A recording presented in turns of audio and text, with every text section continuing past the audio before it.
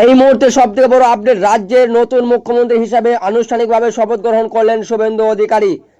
আজ কলকাতার ঐতিহাসিক ব্রিগেড ময়দানে সমাবেশের মধ্য দিয়ে রাজ্যপালের উপস্থিতিতে সম্পন্ন হলো শপথ গ্রহণ অনুষ্ঠান। হাজার হাজার মানুষের ভিড়, কার্যত জনসমুদ্রে পরিণত হয় ব্রিগেড ময়দান। চারদিকে একটাই স্লোগান, বাংলার নতুন মুখ্যমন্ত্রী শুভেন্দু অধিকারী।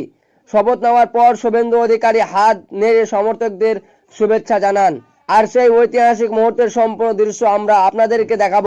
দেখুন রাজ্যের নতুন মুখ্যমন্ত্রী শুভেন্দু অধিকারী শপথ গ্রহণের বিশেষ মুহূর্ত আর বাংলার রাজনীতির নতুন অধ্যায়ের সূচনা।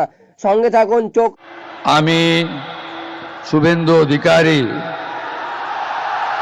ঈশ্বরের নামে শপথ করিতেছি যে বিধি দ্বারা স্থাপিত ভারতের সংবিধানের প্রতি আমি অকৃত্রিম নিষ্ঠা ও আনুগত্য পোষণ করিব।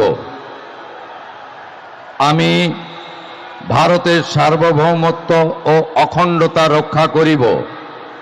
পশ্চিমবঙ্গ রাজ্যের মুখ্যমন্ত্রী রূপে আমার কর্তব্যসমূহ নিষ্ঠাপূর্বক এবং বিবেকসম্মতভাবে নির্বাহ করিব এবং ভয় বা পক্ষপাত, প্রীতি বা বিদ্বেষ রহিত হইয়া সকল শ্রেণীর জনগণের প্রতি সংবিধান ও বিধি অনুসারে ন্যায় আচরণ করিব।